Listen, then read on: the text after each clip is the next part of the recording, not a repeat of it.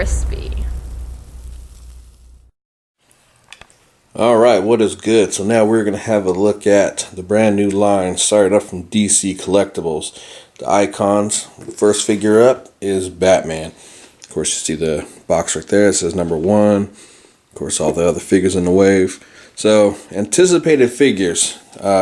Since we don't have many new figures coming out from Mattel, you know, we have to get our DC fix somehow, and DC Collectibles, you know, they provided that. So these figures have been anticipated for a while. We got to see some promo figures. They talked about, you know, articulation. These are super articulated.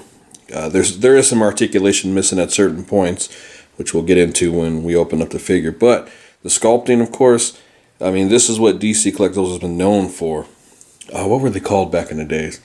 I forget it. You know, they rechanged their name, but they've always been really big on sculpt. Articulation, no. They just had always the basic articulation, but sculpt has always been there. You can see the packaging style, similar to what we've been getting from a lot of the newer DC Collectible stuff. You can see all the weapons in there. Batman, of course, but we got to crack them open now. Alright, so we got the Batman out of the packaging, and this is a really dope figure. The sculpt alone is nice. The articulation is good. There's a few points of articulation I wish that were in there, but we'll get over that in a second.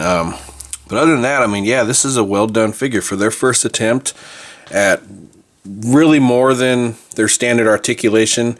I know they had figures before that had decent articulation, but this one, you know, it's pretty good. The sculpting is done nice. You know, and the plastic they're using with these figures, it doesn't feel like it's going to break. So right out of the packaging, you know, I was able to pose them up and stuff, and everything was nice. The shoulders are a bit stiff, but you got to loosen those up. Other than that, it does not feel like it's going to break. And even pulling out the arms or hands, you know, the pegs seem pretty sturdy. So real quick, I'm not going to take these out of the packaging, but, oh God, focus. Jeez. But you see he's got the standard grip hands. He's got another hand to where the grappling hook goes in. And of course, 2 batarangs up top. So, pretty nice little accessories. But yeah, let's go over articulation now. One point of articulation I wish that was in there was the head movement going up. There's very little at all when it's on a ball joint. So, you can kind of pop it off and then hopefully it stays on there pretty good, but that's one thing I wish they would have had on there, but you can look down pretty good, so that's nice. Got rotation, of course, because it's on a ball joint. Shoulder articulation, like I said, these are stiff, so you got to loosen them up. Can go out. Can rotate, of course. Got a bicep swivel. Then you got double jointed elbows, wrist rotation, and it even has a hinge, so you can't hinge them out. Now he's got a top diaphragm joint which allows movement, so you can move it around. It's got ab crunch, so that's nice. There's no waist swivel, but you really don't need the waist swivel because you have the diaphragm joint that moves around. And of course he's got leg articulation, goes up, can go out. Got double jointed knees. Now, one articulation I wish that was included was a thigh swivel. It does have a little movement in there, but a thigh joint would have been perfect for this. And of course, he's got a shin swivel. It's got ankle movement and a pivot. So, very nice articulation for this kind of figure.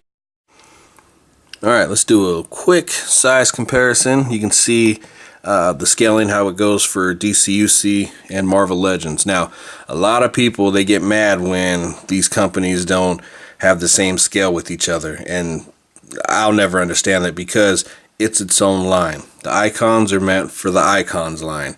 It's as simple as that. You can even see when they're all together that the sculpting is different, the paint is different, so I don't know why people always feel the need they have to have them in scale with each other. I mean, it's That's ridiculous, but to each their own, I guess. So like for me, it's perfect because the Icons line will be with the Icons line. I mean, that's how it is. Now, if you're an ACBA artist, you know, toy photographer or whatever, you can manipulate the camera and it will work. So you can't act like it's not going to work when you can. I've seen it done plenty of times now.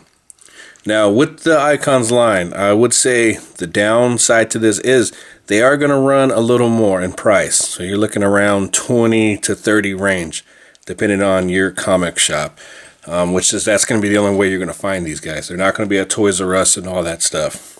So be on the lookout for that. I mean, that's pretty much where you'll find DC collectibles.